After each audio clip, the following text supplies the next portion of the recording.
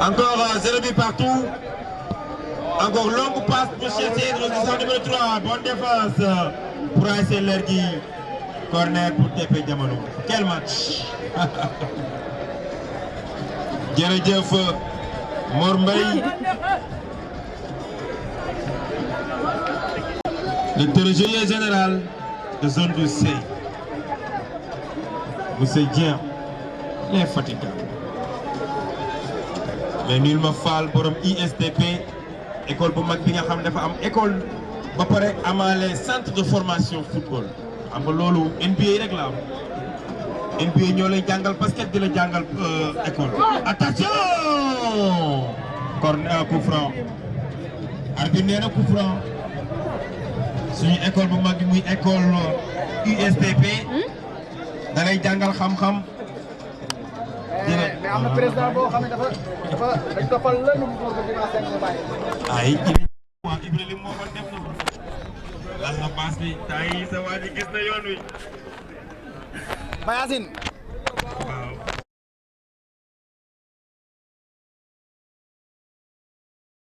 Déviation repoussé par la tête. loolu gis koy nuru.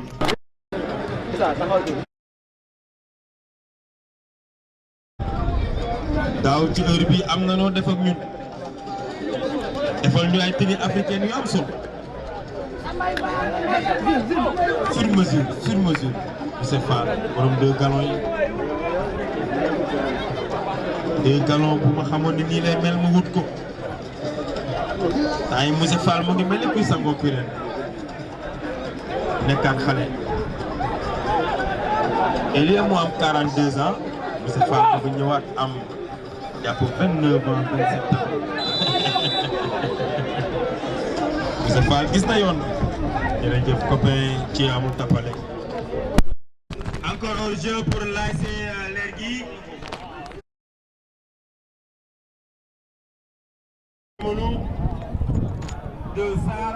Donc bonsoir, on s'excuse du léger retard, c'est parce qu'on était allé assister au tirage des équipes cadettes de la zone 12 A.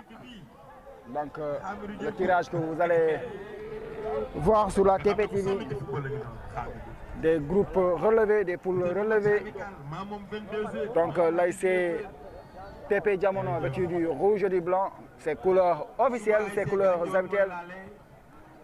L'ASC Lergui, toujours avec leurs couleurs habituelles du blanc et du vert. Attention sur ce centre, ça sera contré et c'est corner. Donc on joue la 12e minute de cette première période. Donc juste pour vous rappeler, l'ASC TP Diamono est l'équipe finaliste malheureuse de la dernière édition, battue par l'ASC Dental 5 buts à 0 et 5 buts à 1 autant pour moi.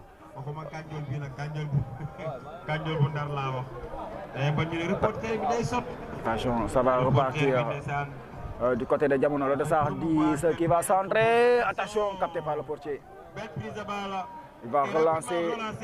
Ballon dévié, ça va partir maintenant. Ballon récupéré, le Dessart 6, le capitaine de l'ASC TP Diamono. Il va jouer avec qui le Dessart 10. C'est une déviation subtile, mais ça va être récupéré du côté de Lergui, le Dessart 6. Attention, c'est bien joué. L'arbitre qui brandit son drapeau.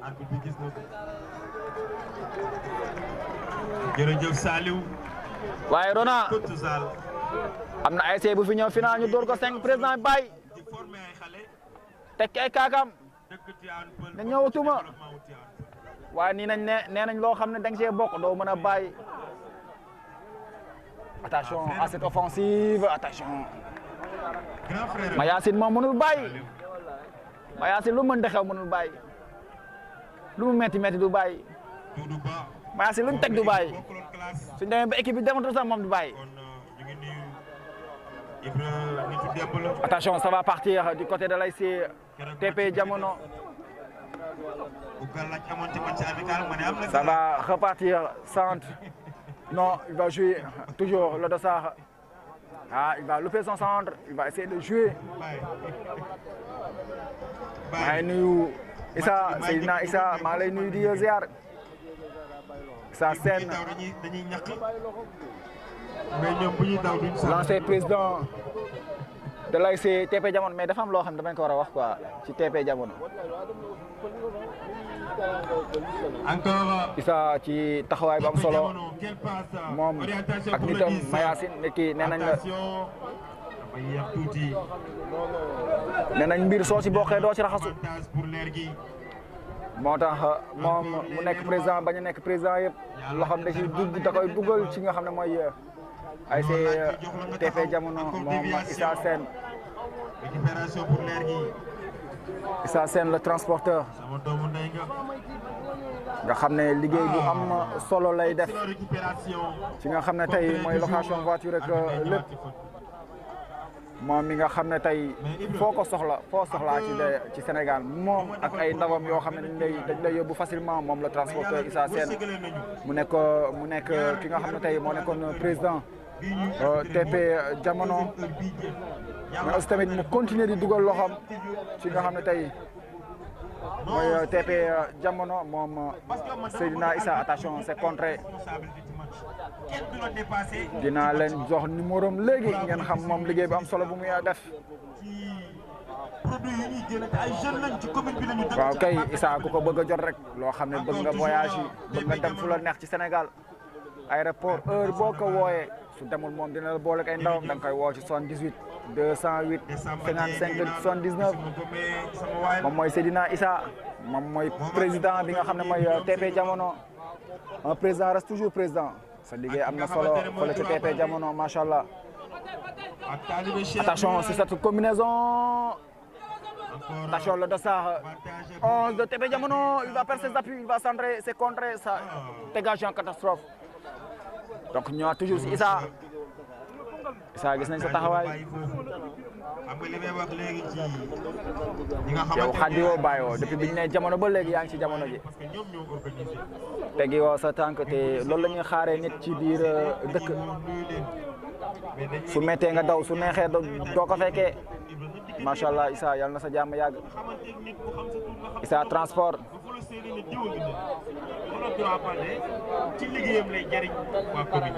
donc moo daa mel li may wax lay wax bon ci liggéey bu am solo bi nga xam ne da koy def moo ak Mayacine fële na la ca TP Diamono den sant den gërëm bu baax voilà donc on revient dans cette rencontre Diamono c'est une longue touche le dossard 7 boy bi nekkoon leer gi daaw encore dégagé pour le portier leer gi la nekkoon daaw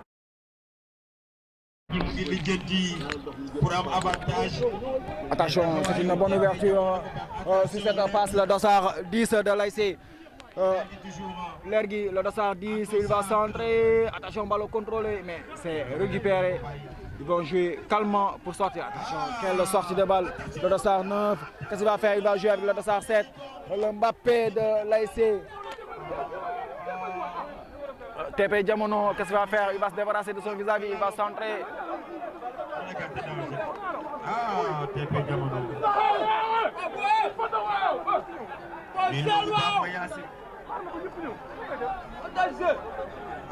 Le dossard 6 qui change.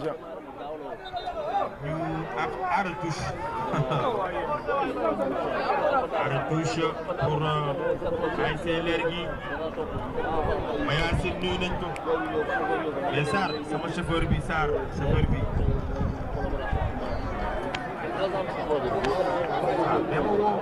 Dafa am lu baax boo ko defalee nit day baax nga koy nuyu.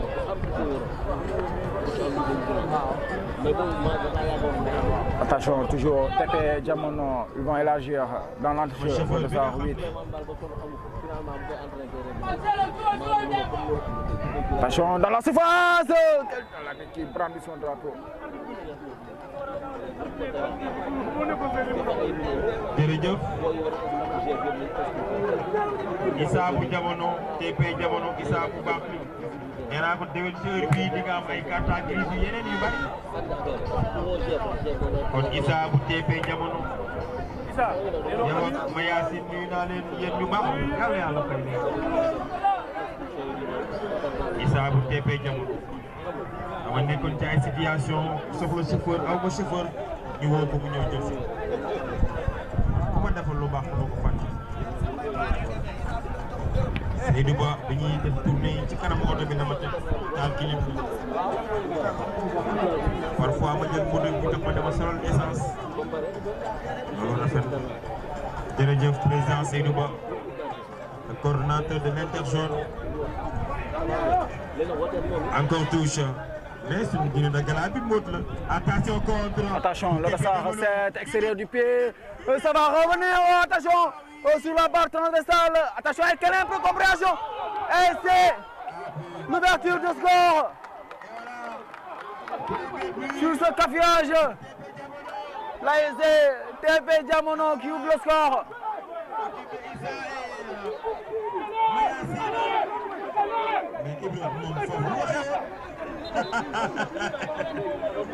Ah mais c'est dommage.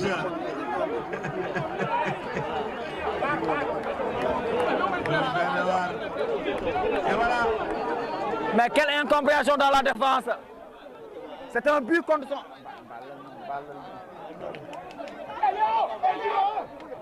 Donc c'est un but contre son camp, on ne sait pas. Moi je ne sais pas qu'est-ce qui se passe.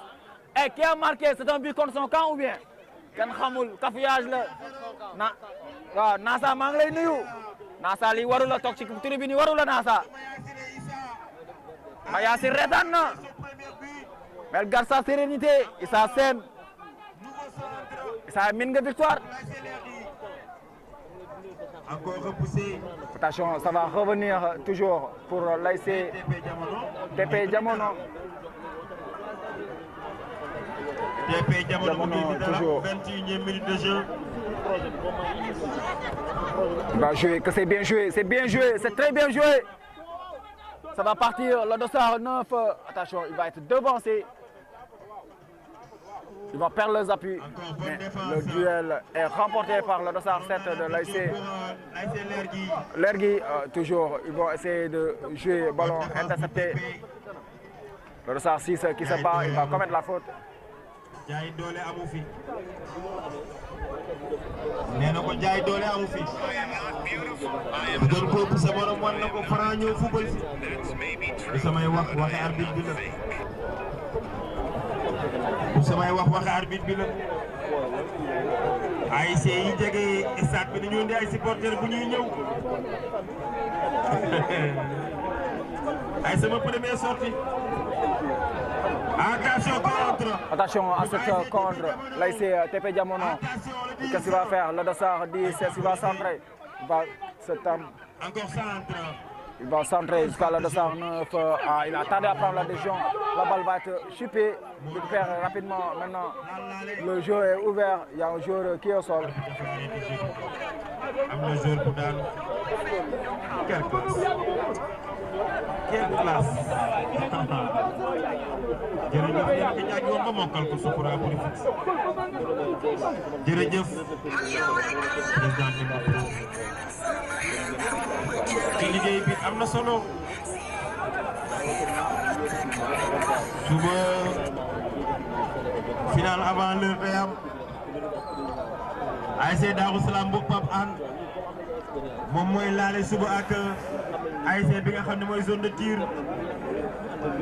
commandant Ndiaye moom foog mu indil ma benn élément fii sama ginnaaw am na ASC boo xamante ne depuis ñetti at chaque match buy football damay nekk ci pression loo wax mu ne kii man lay contrer foog ma am benn élément bu ñëw taxaw fii sama ginnaaw Bakel jàmm la bëgg waxtaan moo ñu fee ak ñaax xale yi ñu football.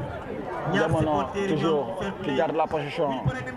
C'est joué jusqu'à qui le dossard 7. C'est une belle ouverture, une partie à contrôler. Il a été repris. Le capitaine qui va dégager, ça sera une touche.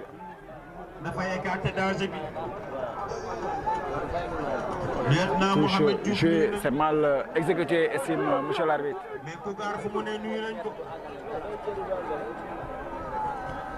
nuyu nañu ki nga xamante ne mooy adjudant Sey ñëwul tey adjudant Camara ñëwul tey mais adjudant Dieye mooy fekkoo liggéey bi ak commandant ñuy liggéey ak compagnie bi nga xamante ne ñoo ñëw tey. Touche toujours pour les rouges et blancs. Brigade de l'intervention. Attention, ballon centré. Ça va revenir toujours. sama gars yi fii fële ca boor yi groupement mobile de l'intervention. ooy Ibra d'intervention. Ibra Ndelo groupement mobile de l'intervention. Intervention. jërëjëf kooku mooy président ci liggéey bi am na solo yaak Imam Mor Mbaye.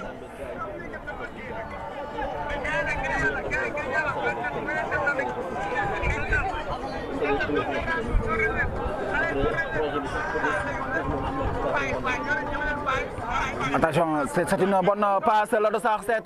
Il est seul dans la surface face au portier. Le dossard 7, arrête au passe. Qu'est-ce qu'il a manqué? Il a manqué l'immanquable dossard 9, servi sur un plateau d'or. Il n'a pas pu saisir sa chance, le dossard 9 de l'ASC TP Diamono qui devait mettre son équipe à l'abri. Voilà. Ba léegi 1-0 tout puissant Diamono amoon na ko 25e minute de jeu wala dugalate bal bi Issa chauffeur bi yàlla na am ay carte grise yu bari yàlla na am déwén ci heure bi balaa ñëw ñi waaj màggal gi mu am ay carte grise yu bari jërëjëf Mayacine borom kurus gi moom mi nga xamante ne ku mu ñaanal say mbir jëm ci kanam bu ngeen gisee samay mbir ni mu baaxee nga xam ne Mayacine moo ci jàpp ci kurus gi bu match bi jeex na nga may laaj numéro téléphone Mayacine waa Europe lay liggéeyal waa Asie ak waa Moyen-Orient day orienté. Le dossard 8 qui joue avec le dossard 4 qui lui rend la politesse. boo ci boole woon simple kenn du la gën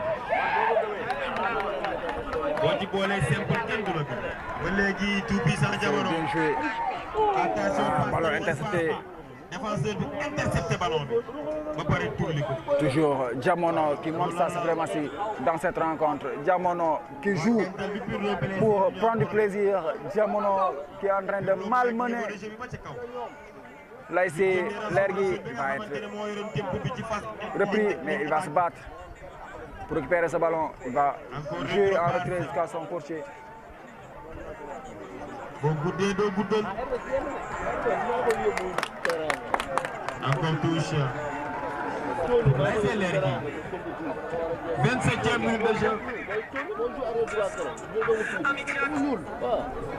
Encore Lergui. Lergui, le dossard 19 qui va élargir de l'autre côté, ballon intercepté, le dossard 8. Attention, ils vont partir en contre, il faut jouer rapide. Le dossard 10. Maintenant, c'est parti, crochet, oui. Il se défait de son vis-à-vis. Qu'est-ce qu'il va faire? Il n'a pas de solution. Il va essayer de passer en vitesse. Il va être repris sur ce magnifique tacle. Ça sera une touche. Tout puissant Diamono. amoon naa fa kër waaye dama faa jóge ñoom waa tout puissant Diamono. ma leen doon supporter mais bàyyi naa leen. léegi daal bàyyi leen ma Gandiol wala FC Darou wala ASC bi nga xamante ne mooy ASC Ñoote. ba léegi président Pathé Diouf sama waay la. C'est parti, ça passe à côté. Ça passe au-dessus, autant pour moi. Pour l'attaquant de l'ASC tout puissant Diamono. Président Pathé Diouf nuyu naa ko kooku sama waay la.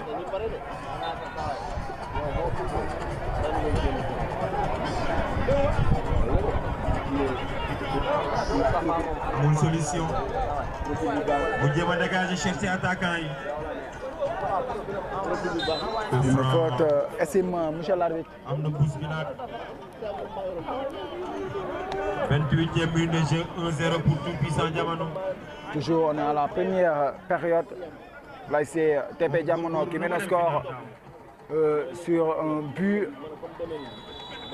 contre son camp. Final dañ ko wulli ba mu nooy mu ñibbiwaat. mais tey moom mooy wulli Tout Puissant Diamono mais dem ngeen salon Tout Puissant Diamono dem na salon Tout Puissant Diamono dem na salon def na pédicure def manicure encore toujours ah oui ñoom ñaar arbitre nee na faute contre Tout Puissant Diamono.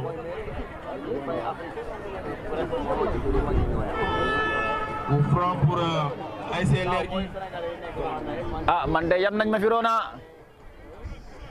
Rona yam nañ ma fi xale ñu ngi may tànnaa si TikTok bi si WhatsApp bi xale yam nañ ma fi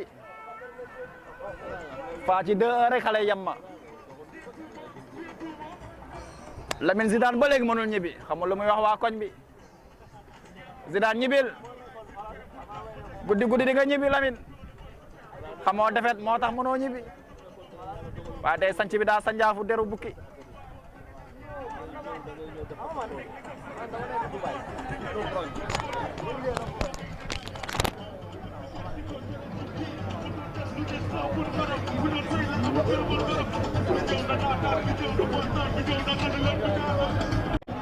ASC Lergui.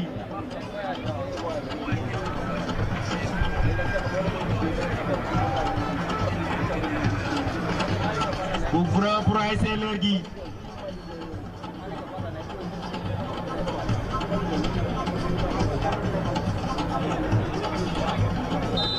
Coup fort pièce d'identité. Coup franc bi jàllee.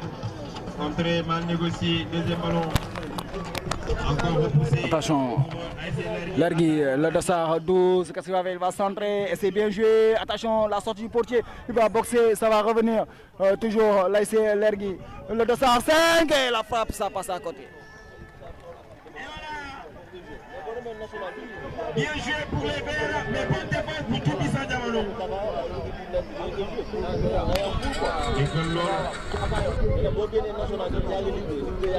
Allez, mën nañoo bind. Allez, yi dégg nañu tey. Lii neex na loolu. Ba mu jëm dafa sori saxaar dafa jëm egseegul. Encore le portier de l'ASC Lergui. 32e minute de jeu. 1-0 pour Tout Puissant. Toujours bonne défense pour les rouges et blancs.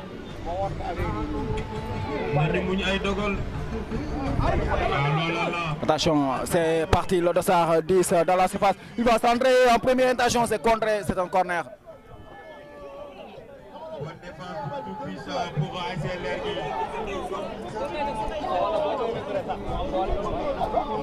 Bonne défense pour ASC Lergui. C'est parti, le dossard 10 en remoise, ballon contré, ça va repartir maintenant. Lergui, il va partir en vitesse. Qu'est-ce qu'il va faire? Il est vif, il va partir, ballon taclé, c'est une touche.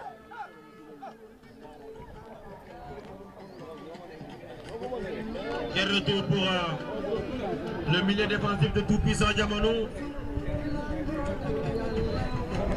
Et ça, ak Mayacine laa fay nuyu ma leen. Attention, bonne défense toujours. Ballon toujours pour les verts et blancs. ASC Lergui. Encore le 10, toujours. Coup franc. Ouais, ça dem nag sa ñëw bi bokkul. Bi nga doon dem da nga doon yóbbu mais bi nga doon ñëw dañu ñax la. Loolu nag Baye Fall nuyu naa. Mais doyen xale yi mën nañoo bind. C'est parti, ballon remis.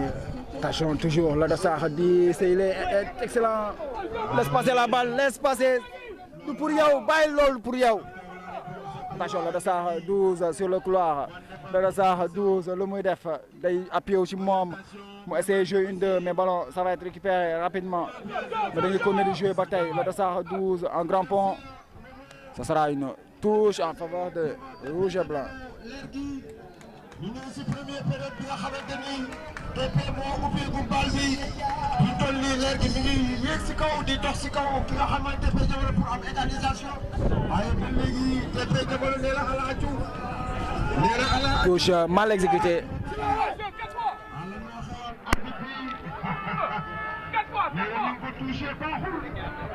waaye leer gi moom moo na touche encore touche pour leer gi poussé pour le défenseur de TP Diamono. Attention à cette renvoi de la tête, Lergui de la moitié de terrain, Lergui qui se bat pour revenir au tableau d'affichage, ballon récupéré par les joueurs de l'ASC tout puissant Diamono, les hommes de Issa Sène, ils sont en train de construire, de combiner, de pouvoir sortir de ce pressing. Attention, ça va partir maintenant, quelle belle profondeur, le dossard 11, ballon, le portier a devancé l'attaquant de l'ASC. Tout puissant Diamono, ils vont repartir toujours cette fois-ci, ça sera une sortie de touche. Touche pour Lergui. Soxna Mbiri maa ngi lay nuyu. Cheikh Tidiane. Cheikh Tidiane maa ngi lay nuyu. Ndeysaan. Borom Fès maa ngi lay nuyu. Attention, cette fois-ci, maintenant, ça va partir. Le dossard 11, qu'est-ce qu'il va faire? Il va temporiser, il va jouer avec le dossard 7. Attention Lergui. doo daanu kenn du ko wax. mi ngi jéem a dox si kaw Lergui waaye Lergui moom it. da ngay doxal, c'est une faute. Encore. Pour TP Diamono. 0 pour Lergui. waaye di nuyu ñi nga xamante ni ñooy sama mbokku policiers yi. Toujours TP Diamono. wala bu ñu toogee fii di déglu musique. C'est une faute. wala bu ñu toogee fii di wax si micro si jàmm ak salaam. police moo ñu ko may mu ñëw. mais ni yaay ñëwoon ñu wax ci tuuti. bu ñu toogee fii. di waxtaan. wala ñu toog fii di wax suñu micro. wala di màcc suñuy kanam jàmm rek di am. waaye police la. mais li nga def suñu mbokk. Ah, quel engagement. bu la gisee jàpp ne ancien policier bu bàyyi nga. doo policier. arrêté policier nga mais doo policier. loolu foog nga koy leeral. ñu ngi nuyu suñu gars yi policiers yi suñu gars yi. Attention, quelle bonne ouverture. Ça va partir sur le côté. Il y a 3 joueurs qui sont dans la surface. Attention, le dossard. Et le deuxième but. À la 37e minute de cette première période. Là, c'est tout puissant Diamono qui se met carrément à l'abri dans cette rencontre. TP Diamono 2, Lergui 0.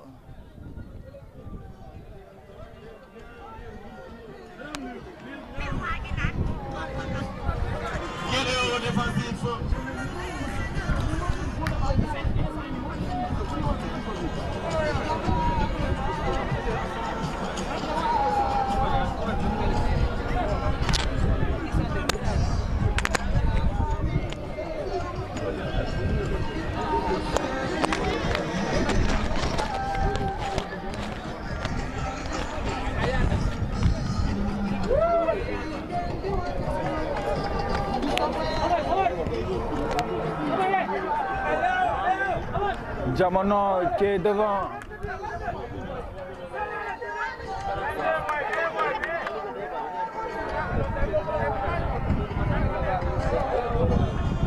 Après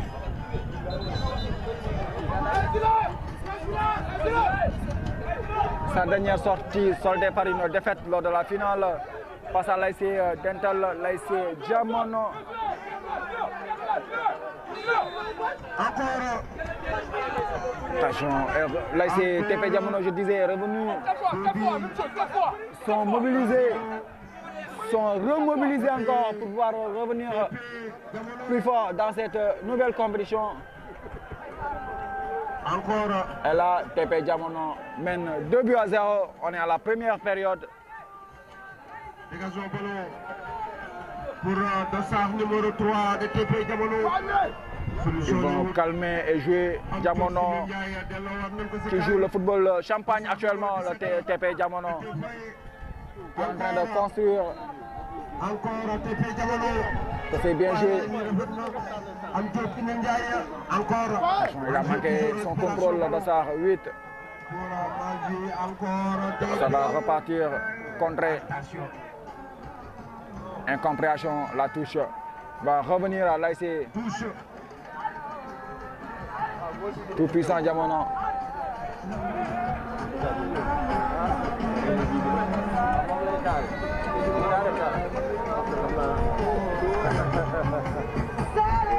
Merci, Momo.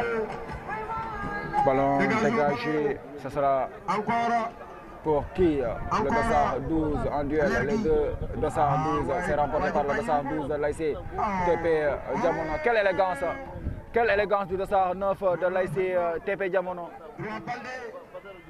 Maa ngi nuyu sama waa ji doomu ndeyu Cheikh Tidiane taalibe Cheikh maa ngi lay nuyu. Sa taxawaay rafet na. Balde sa taxawaay rafet na. Kenn du yow. Encore. Touche en faveur de l'ASC TP Diamono. Jamono moo jiitoogu. Touche joué le dossard 10. Le dossard 10 qui cherche à conserver ce ballon avec le dossard 11. Attention à ce grand pont, c'est pour le dossard 10 cette fois-ci. Il va chercher à centrer, c'est contré. Ça sera un corner.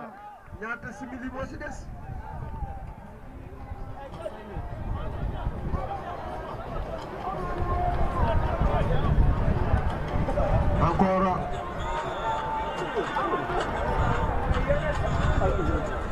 Mais Ndiaye dul ma borom ñaari galon yi Monsieur Fall.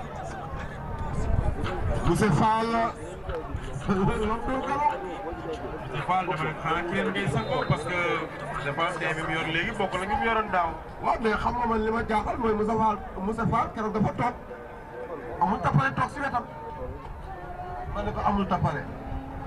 Yaay bii la. Monsieur Fall 2 yow benn nga. Attention, toujours. loolu sa waa ji mu ngi koy dégg Monsieur Fall. Attention, ça passe à côté. sa waa ji fi mu toog. mais amul tapale moom yàgg bawul dara la. moom je pense que par A ou par B.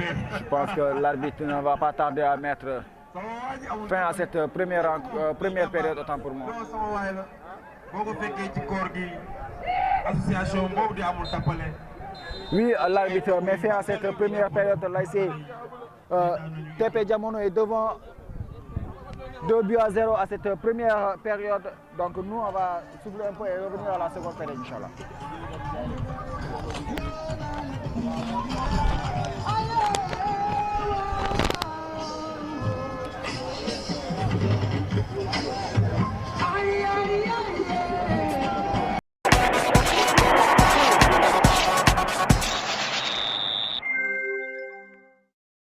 Si diggante ñaari équipe yi moom ñu jëm si deuxième période bi en tout cas ki nga xam mooy TP Diamono moo jiitoogum lan nga gis ne leer gi moom la war a mën a indi pour mën a ñëwaat si biir match bi wàññi score wala mu am égalisation boobu. waaw mais par rapport ak leer gi parce que boo xoolee tey physionomie match bi TP Diamono dafa ñëw indi jeu pour réception de balle indi technicité donte mu ngi jàll parce que équipe bi mu dajeel.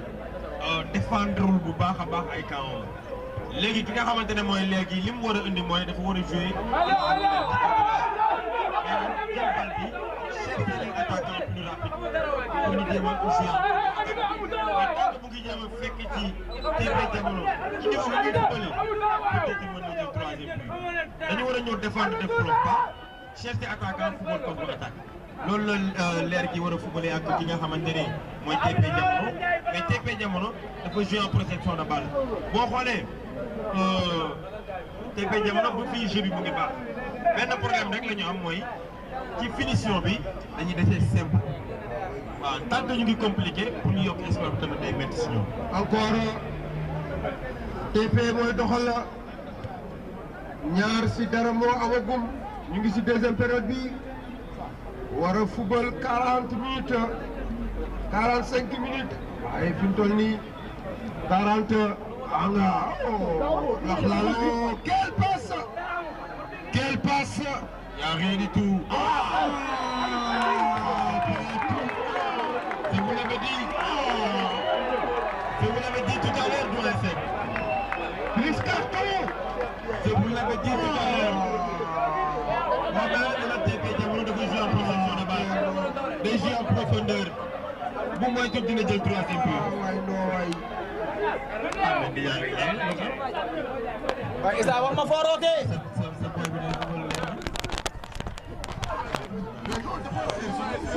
mais défenseur bi sama xalaat laay topp. parce que vitesse su attaquant bi maîtriser wu ko. c'est-à-dire moo dafa war a taw limité moom course bi muy daw parce que. am kii de tuuti ma ne Kimpembe.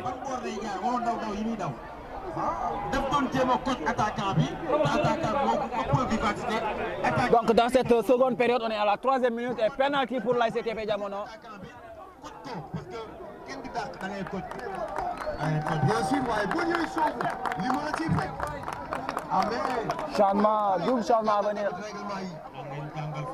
nga xam nga dernier défenseur non gis nga défenseur dernier défenseur yaakaar équipe bi la. yaakaar la foot yooyu def yoo xam ne da lay pénaliser sa équipe kon booy dem di jël yenn risques yi da nga ko war a seetaan waaye lii tey def na ko tey risque la boo xamante ni gis nga ci fekk en tout cas équipe yëpp nag laa koy boole dernier défenseur yi toujours nii lay demee. ndaw talu 5 yi duñ ko fayeeku tey. en tout cas. ndaw talu 5 yi duñ ko fayeeku tey. en tout cas. Dijaay maye nañu mbalit. lii de yàgg naa ko dugg de moomu. Dijaay maye nañu mbalit te ban estar nga ko daan duggee. Stade Amadou Barry. man moomu falaa defee sama. Attention. Ce penalty face à face du Dossard 11 face au portier de l'ASC Lergui. Est-ce que ça sera le but qui va mettre carrément? Oui, c'est le troisième. Le troisième but de l'ASC TP Diamono à la 4e minute de jeu de cette seconde période. Amadou Barry falaa defee sama lépp. Diamono. Stade Amadou Barry. di jaay sama équipe bi bu gagné but yu mel nii sama xol dina sedd. Changement. Encore remplaçant. 3 changements. Côté. Triple changement à venir du côté de l'ASC Lergui. Le Dossard 7 va céder sa place au Dossard 17. Le Dossard 11 à la place Dossard 4. Pourtant match bi demagul fenn.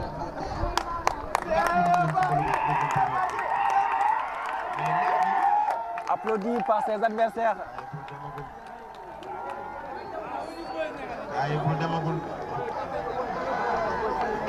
C'est le fils du quartier, c'est un fils de l'ASC Diamono, même si il est vêtu des couleurs de l'ASC Lergui.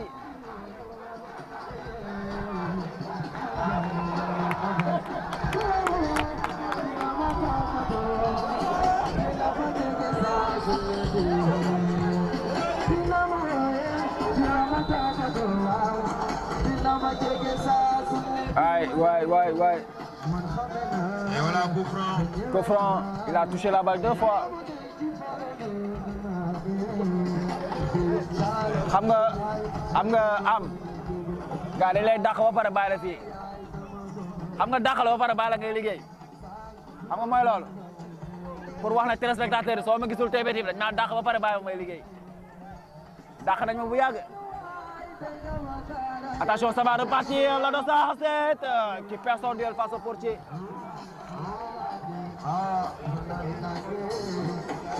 Cheikh Badji moytu reeree ndox tey ke ma gis ne ñu koy woowee Léao kooku xolu jinne la yor. Aca day demaat encore Cheikh Badji au duel sur une touche. li ma gis tey laa ko mës a gis tey laa mës a gis lii tey laa mës a gis adversaire yu tàccu seen doom la barki Rasulullah waaye soo moytul mu reeree ndox Issa soo moytul Cheikh Badji tey sooy ñibbi doo ko fi bàyyi ndaxte Léao mi ma gis ne xolu jinne la yor du sonn. Aca TP Diamono, ça va repartir toujours le Dossard 3, le moins def.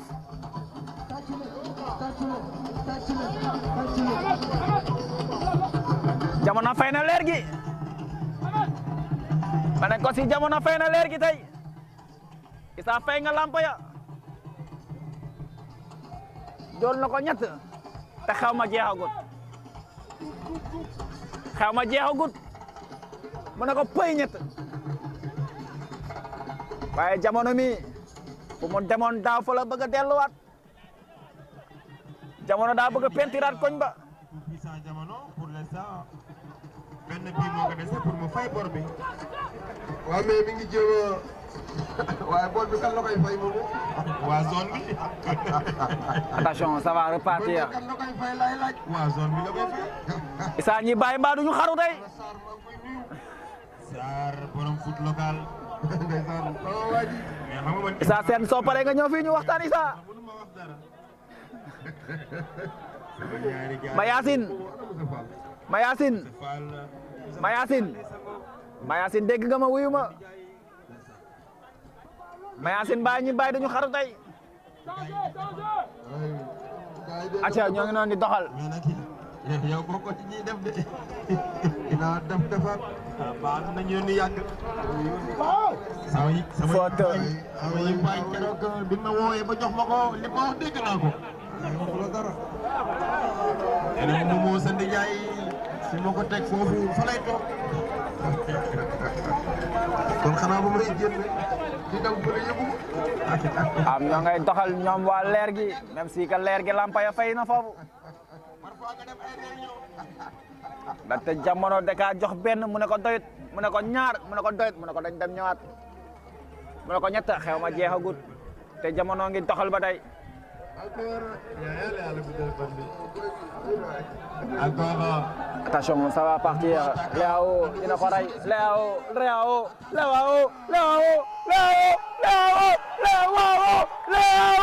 mais xale ba du nit xale ba noosee na ko waaye mais xale ba 4-0 à la 9e minute de jeu nee naa leen numéro 4 bi dina reeree ndox Léao mi xolu ci ne la yor Léao xolu ci ne la yor Léao mi xolu ci ne la yor ko moytu reeree ndox góol ba dina blessé di nga dem magum blessé góol bi gaañu na waaye dina def magum gaañu góol bi gaañu na daa dee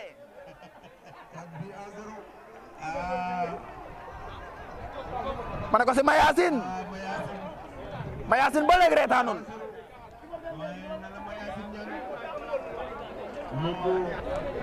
barki Rasulullah waaye TP Jamono ñëwaat na si Jamono gi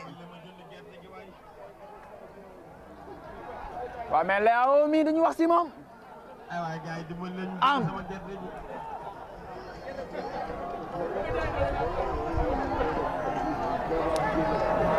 ay waay le 211 qui a marqué un doublé le 211 lay see TP Jamono triplé ouais merci pour la correction triplé du dossard numéro 11 Demba Pro mu ngi lay nuyu waaw mais nit ku baax. Demba Pro. nit ku bari njariñ la ko wax dëgg yàlla. Demba Pro nit ku bari njariñ waaw mais teew ñu président Thierno Diallo ah ñàkkul business service. moom lundi la war a dugg ubbi baal bi ah espoir déggoo lundi ay waay Jamono fay na leer gi ay waay Jamono fay na leer gi ñu dina am niveau. waaw mais man ni ma gisee turbine bi ni mu rafetee donte supporters yi bariwuñu mais ñu ngi toog di waxtaan di yaay di féexlu nag ci këram. di naan ataaya. ñun ma borom rob bi anam. ah da mooy gën a jàpp lu mu tudd. ah nuyul ki ma la nuyuloo rek jàppal. Adja yow di doog a toog. sa rob bu baax na numéro 89. maa la nuyu ba mu neex ma 4 pour Jamono 0 pour leer gi daa mujjee fay am xaalis rek di jënd da nga jënd loo jàpp li nga jënd jàpp na la am su la neexee tey nga retaan seen waa koñ dinañ reer ba suur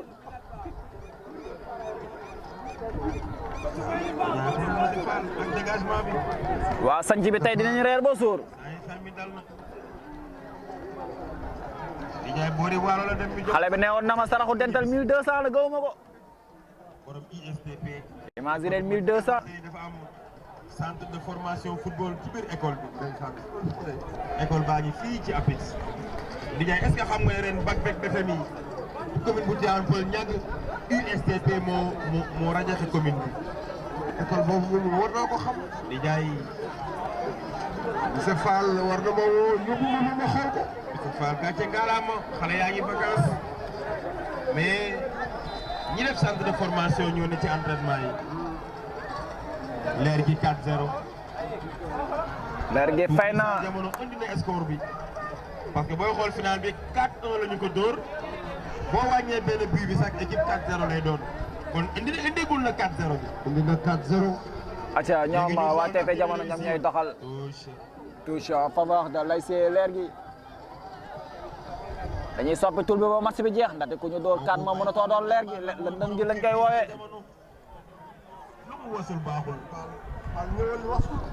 moom jàmbaar la pourtant dóor na ma benn kaas ma jox ko sama gars yi. man tuuru. di jaay ñaanal ma ko. ndax xale yi di jënd was. surtout supporter du puissant jamono yi. bu ngeen amee fer mu yor entreprise du góorgóorlu nañ ko ñaanal tey jënd di jaay. nañ ko ñaanal tey jënd looloy dëgg. ah. changement. Jamono doyalagul. changement côté DP. Le Sarr 9 qui va serrer sa place, l'élégant. dirigeant tout puissant jamono yi. Le Sarr 9. ak supporter tout puissant jamono yi.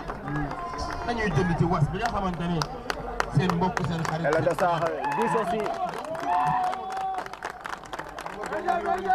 dañoo bari comme te ñu ngi nii yor seen glacière di jaay seen was. waaye dañoo bëgg li ñuy am. Le Sarr 5 qui fait son entrée, le Mbappé de l'ASC TP Jamono. taxawal da ngay taxaw benn tànk bi ci ginnaaw dafa jóg. ah en tout cas daal yaay nii baax na ni yaay mu tawoon ci guddi gi bu gënoon ñu ndax ëllëg zone 11 duggam mën a sedd ndi jaay.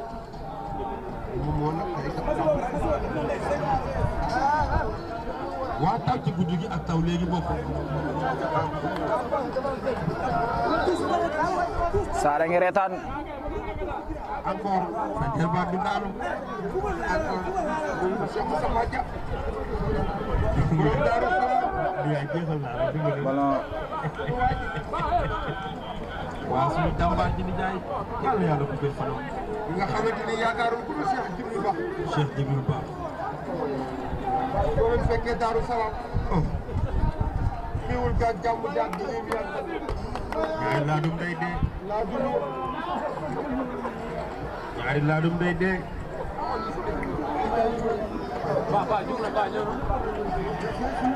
Touche exécuté. wax naa ko léegi Ibra temps yi ñàkkul ne match amical yi da ci wut ay ñaan parce que maa ngi moomay daje dama koy man njëkk ko dugal mais du ma ko gagné. kon léegi jour la. moom ay waaw dugal na man maa dugal mu égalisé. te léegi dootul góor. non non léegi jour la mais affaire yi nag di kenn moomu ko de. Attention, TP Jamono. non mayal kat di mayal. non mayal léegi ci pro yi la bokk. Il va se coucher tranquillement, le portier de l'ASC TP Jamono. Il va relancer de la main jusqu'à le Sarr 3. Qui va jouer avec le Sarr 8. Allez, c'est bien joué. Attention, le Sarr 5, il est rapide. Le Sarr 5, le Sarr 5. Le qui sert. Oh, ça passe à côté. Ça passe à côté. C'était l'occasion de mettre le 5e but. Changement.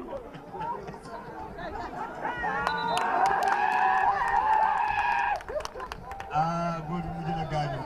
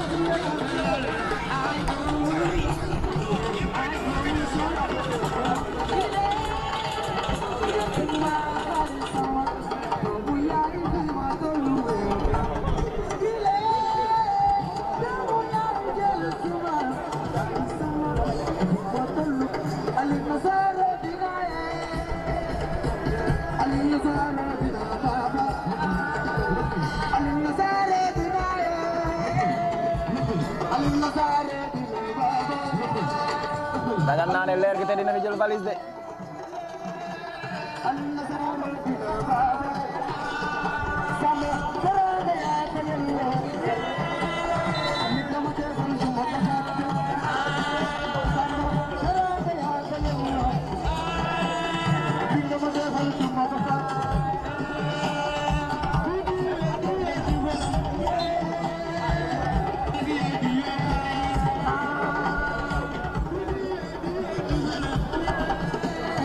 Ça va repartir du côté de l'Ergui. Ballon intercepté dans leur moitié de terrain. Diamono, c'est une mauvaise passe. Attention sur cette talonnade, mais ça va être intercepté. Toujours les verts et blancs, ils vont continuer à jouer. Le capitaine il sera contré. Oui. C'est une touche.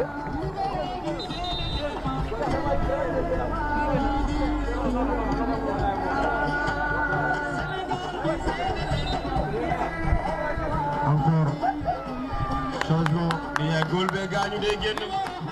Golbe blessé. kon ñu ngi koy changé. waaw moom génnee na fi gën a jege rek. waaw foofu gën a jege si moom. Golbe génnee na fi gën a jege. ah oui. Golbe dugul ci biir terrain bi. ah mais parce que Golbe moo war a jaar ñi rek daw bi mu yónnee jox ko lim koy jox yóbbante.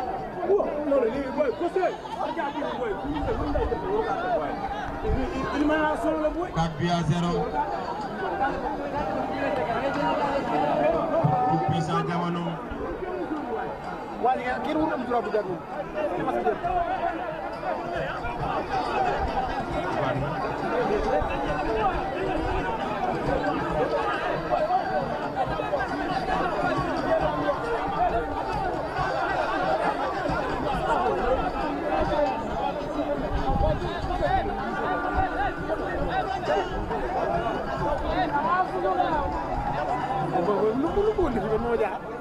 J'ai rien compris, hein. Franchement, j'ai rien compris.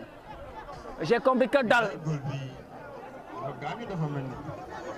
waaw dafa mel ni am na gaañu moo tax xam naa ñu koy changé waaye ki nga xamee mooy leer gi ba tey mi ngi si biir match am moom. waa leer gi doonte mën nañu ko mais ñu ngi ànd ak seen ngor xale yi toog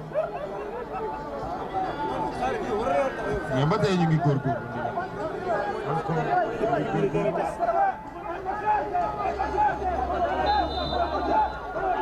leer gi changé na góol.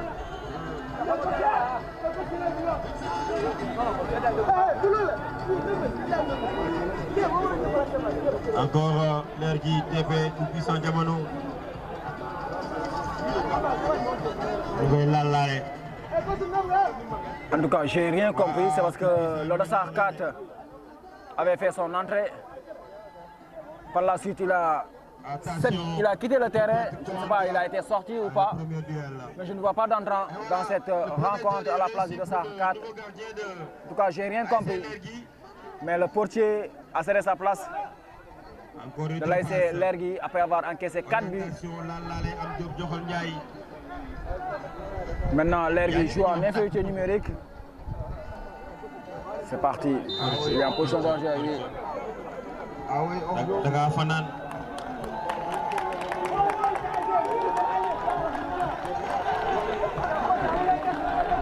boo mënoon yow ak coup franc. tegal ballon bi mu taxaw.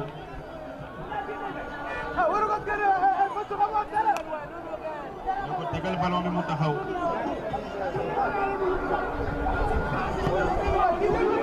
ballon dans l'autre côté.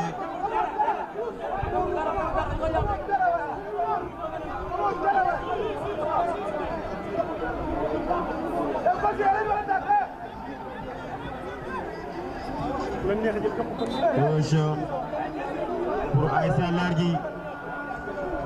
arbitre ngi xool fii metti ci moom. ah oui encore touche pour L'Ergui. lu muy tëdd nañ ko xool lu muy tëdd.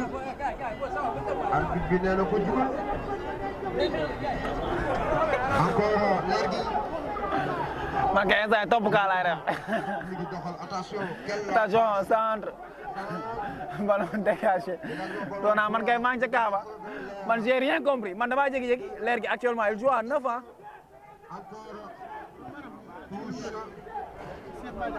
waaw.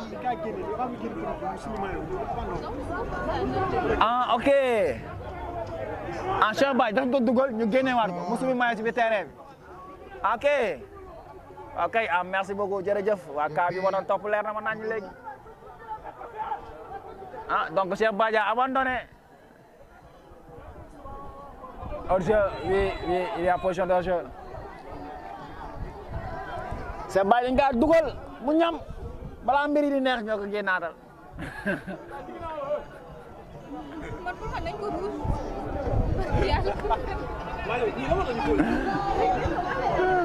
non kii daa abandonné grand abandonné.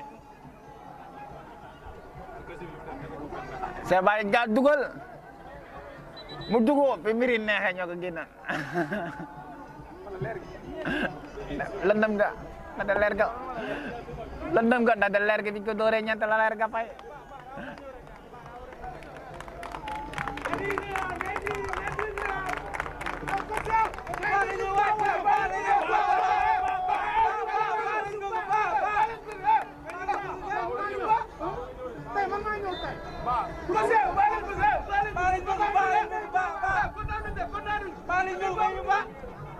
En tout cas, attention, c'est parti encore. C'est reparti. Le dossard 5, le Mbappé de l'ASC TP Diamono. Le Mbappé sera contré.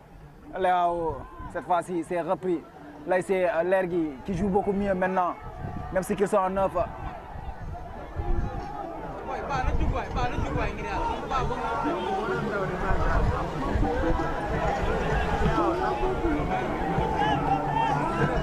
Attention, il va partir. Le dossard. Il va parvenir. Est-ce qu'il va parvenir? Oui, il va repasser encore devant. Oui. Simulation là. Simulation. Da lay jox carton simulation. Carton jaune. Da lay jox carton. Le dossard 11. L'arbitre estime que. Ligue des champions rek lay jooytu moom. Le dossard 14 ans pour moi. L'arbitre estime qu'il a simulé. Donc. Il y a 4 buts yi nga xamante ne Dental dugal na ko. Ndawtali Dental yi jëli na ko. Moom Ndawtali juróom la woon.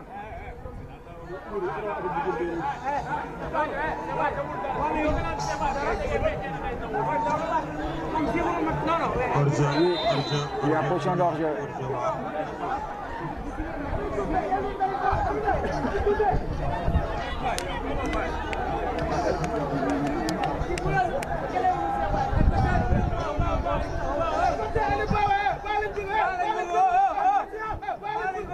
Lergui.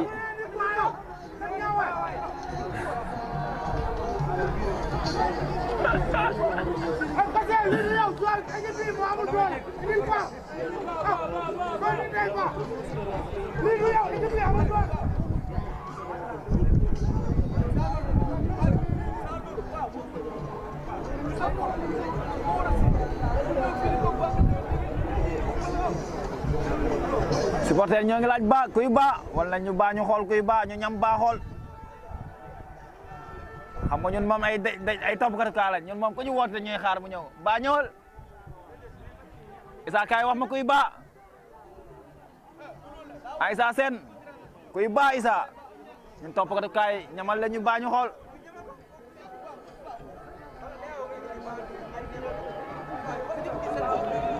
leer gi daa fay ba lampay leerut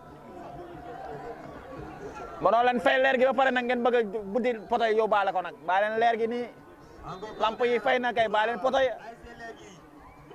attention corner ballon repoussé ça reste dans la surface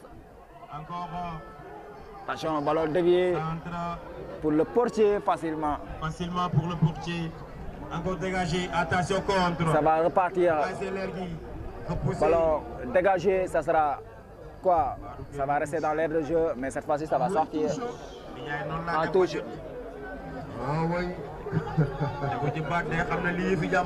acca ñu doxal ñoom waa TP Diamono man leen nasaraan. Diamono. Encore attention. Le Dossard 3. C'est une touche en faveur.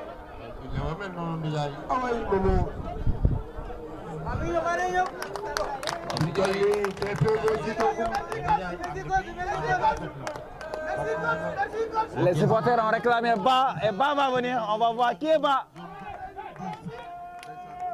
Avec le coordinateur de zone 12. Touche.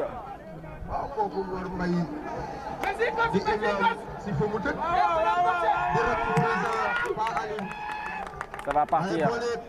Ballon dévié. Attention. Maintenant, Léo qui va élargir jusqu'à Mbappé. Le Dossard 5. Mbappé 1 contre 1. Mbappé passe ma jambe. Mbappé, il va tirer ses contrées. Maintenant, c'est au tour de Léo. Cette fois-ci, il a été repris. Léo.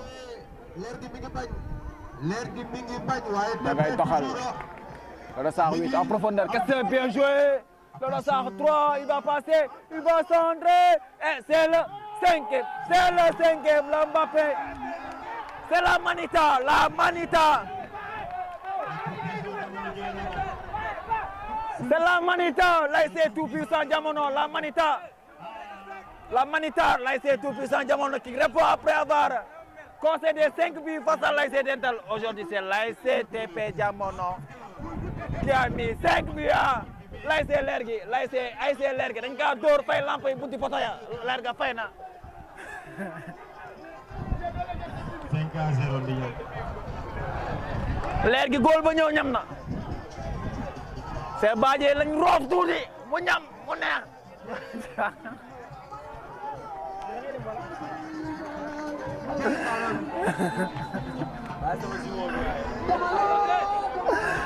Pa c'est Badji dañ ka dugal mu ñam fi mbiri neex ñoo ko rocceeku kaay ñëwal bëgg ëllëg.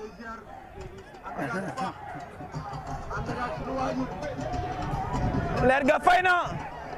Mbappé encore, ça va repartir. Attention, attention le 6e. Attention le 6e. Attention le 6e. Ah.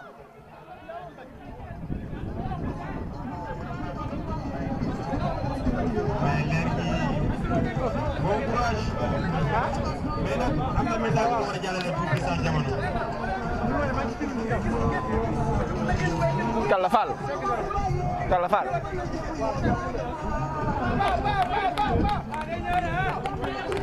Koy ba.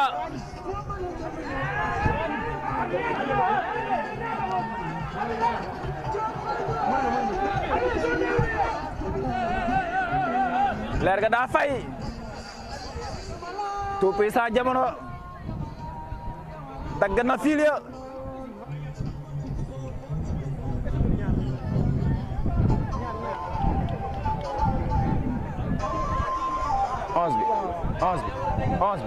Triple le Dossard 3, ça va repartir à l'offensive maintenant. Ça va partir encore. Repris. Changement.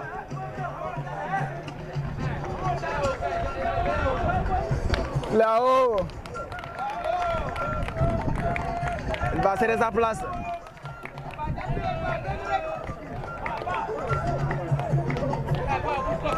Quinze ak 17 bi kan moo siy ba 15 bi ba kay yow lay xool man toppkatu kaala soo fi deful dara dama koy wax ñëpp damay naan sa waa kër kaasal nañ la te defoo fi dara ba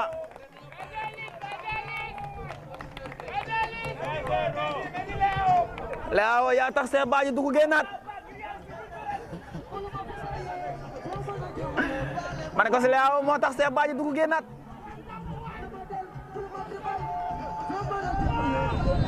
hors-jeu, estime monsieur l'arbitre.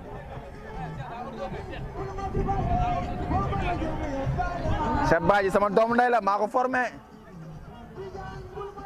waaye Rona war naa la wax si benn affaire si Cheikh Badji ah Cheikh Badji yóbbu naa ko piscine olympique moom su ma déggee dina xam Cheikh sama doom la sama nit la.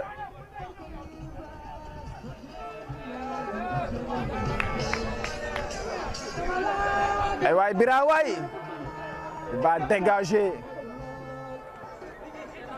Ba ngi noonu ay ca Ba attention Ba le Dossard 15 qu'est-ce qu'il va faire il va centrer en première intention c'est repris waaw Ba mi kay du Ba kese Ba kilo teg mayo la Atcha. Lodo Sarr, oui, il va changer de côté. Oui, jusqu'à Mbappé. Mbappé. Mbappé, jusqu'à le numéro 2. Ah, ça. Il y a position d'hors-jeu. Et ça, c'est un boulen tas koñ bi. Tas leen ay waay boulen tas koñ bi.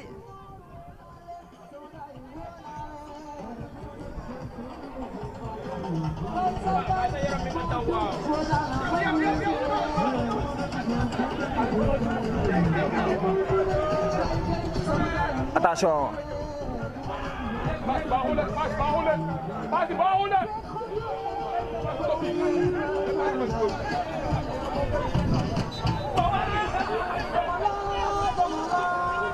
am na nga jàpp sax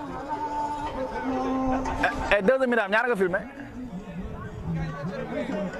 mais arbitre bi dafa bëgg a may temps additionnel de man 34 minutes laa jàpp xam naa arbitre daa yërëm leer gi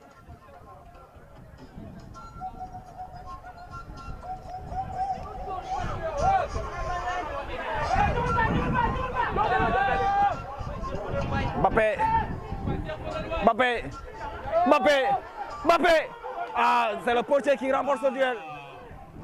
Et voilà, bonne défense pour le portier.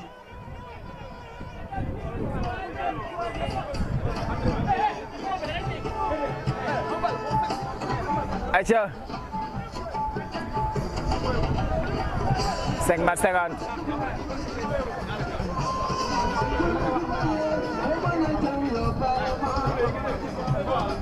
Lergui qui repart. Lergui qui ne baisse pas les bras. Lergui continue à jouer. Mbappé, c'est parti encore. Ça repart. Ça repart. Jusqu'à qui? Jusqu'à bas, c'est trop profond.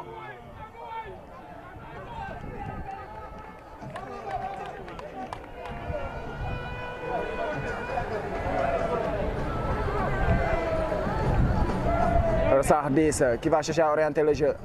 Ballon intercepté, c'est une touche.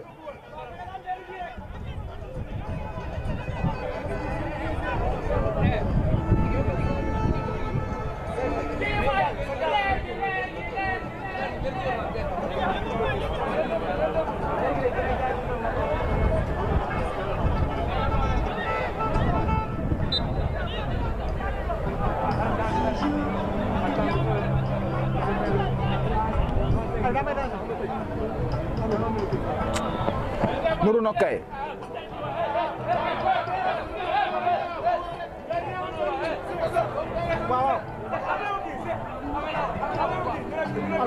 Lergui, Lodo Sarr 2. Repris. Attention, c'est parti. Il n'est pas en position d'hors-jeu. Il a découvert Lodo Sarr 14. Lodo Sarr 14 dans la surface. Il va servir le Mbappé. Mbappé, qu'est-ce qu'il va faire? Mbappé, il frappe, c'est contré.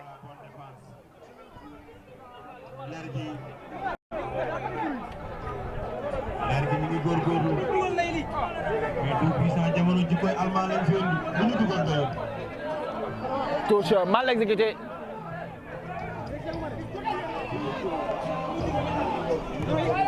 Ballon repris, ça va repartir. Bas, qu'est-ce qu'il va faire? Bas, avec le Sarr 15, Bas joue simple, Bas joue simple. Oui, c'est bien joué, ils vont élargir. C'est parti, ballon mal joué, ça va revenir toujours.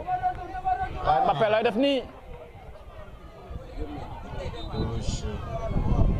Touche pour Ça repart. Encore. Oui, il va basculer carrément jusqu'à la Lodo Sarr 3. Est-ce qu'il va reprendre la balle? Oui. Encore. Mais match yi neex na machallah. Attention. Bah, il va centrer. Il s'est capté par le portier. C'est une sortie de 5m50. Non, mais goal bi guerrier la. Goal bi guerrier la. Donc nag bii bi nga xamante ne encaissé na ko pour man latéral bi moo def retard ci parce que am na bal yoo xam Lodo Sarr 10. am na bal yoo xam ne am dugal la bu leer gi dugal. Ah. TP touche. Il a cherché à combiner, mais c'était trop fort. TP jamono. TP TV TP benn famille la ñoo bokk dëkk ba ñu dëkk ñoo bokk TP bi ñoo bokk fa ñu dëkk kii tout puissant la kii pël encore Attention, 5 buts à 0 le gardien. est-ce que Momo loolu du passe loolu passe ni yaay mais ni yaay tout puissant jamono Ça va repartir. 4-0 la ko dóor moom mu dóor équipe bi 4-5 non non 5-1 moom mu dóor 0 Corner. lu mu yàgg yàgg ñu boole bi si bokkut.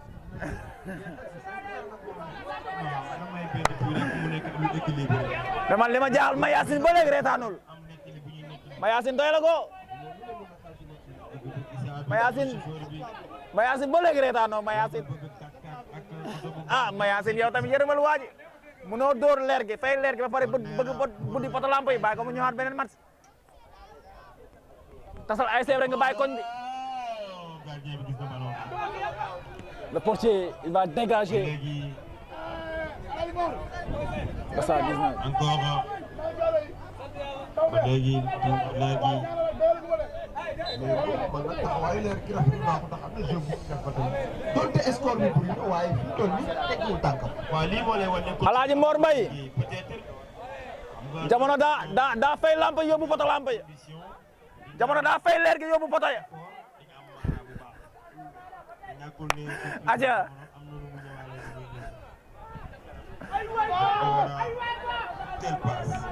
Débé wul fële Rona wul Mbaye coup franc waaw léegi déggoo ma ne nekk tul ba kilot mayo la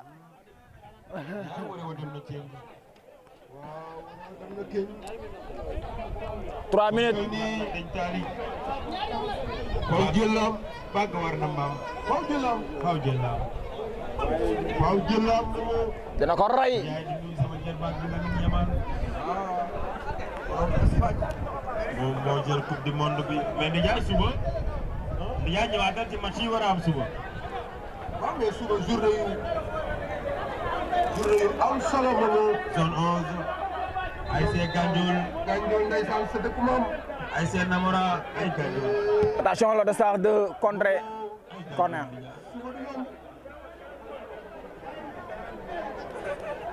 fekk ko fa pour di déglu écho yi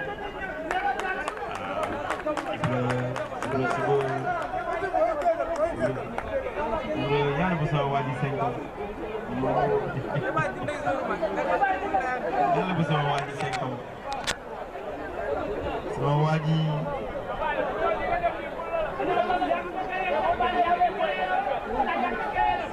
yàlla bu mu 5 ans suba le retour de Lakale. Attention, là de ça, 3 corners, c'est parti, dégagé. indiwaat information bi jëm suba du dimanche le De ça, 26 juillet 16. à partir de 15h pile Faute. Gandiol sama dëkku maam mooy football ak Namora bi nga xamante ni Enfin, je pense que c'est déjà fini. Là, c'est tout puissant Diamono. ñu jëm 16h45 Bah, là, c'est l'Ergui 5 buts à 0, la Manita. jeu de tir Les hommes de Issa Sen xamante mooy et de Mayacine qui revient en force après avoir perdu 5 buts à 1 lors de la précédente finale. Mais on voit une autre équipe de l'AIC TP Diamono. troisième heure bi L'AIC l'Ergui. bi nga xamante ni doomu ñàkkuram lañu ñoom ñooy football ak ASC Jubo bu Daaru Cubu Momo. Et voilà di jaay di match boo xamante ne c'est le derby entre l'ASC Djibo et l'ASC Lakale. Lakale de Modou Mané et Arthur Melo et Abou. Et le nouveau coach de l'ASC Lakale, Sadio, ancien coach de l'ASC Diapo, et le vice-capitaine et le capitaine de l'ASC Diapo mu nekk xamante ne match de poule. Non, non, Issa. waaw mais match de poule la waaye. Issa kaay fii. ndax 6 équipes la ñu tudd yëpp kenn ku si nekk mën nga. daal 11h suba ku mu fekku si stade bi mu ñëw 11h. yaa place doo ko am kon ñu ngi jëm si zone 11 suba muy premier sortie boo xamante ni en tout cas équipe yu mag yi nar a daje dina nekk match yoo xamante ni match yu am solo la finale avant l'heure. Finale avant l'heure pour les deux équipes et à la fin du match entre ASC Tout Puissant Jamono. Quel match très fair play. Mais Ndiaye maa ngi jox information.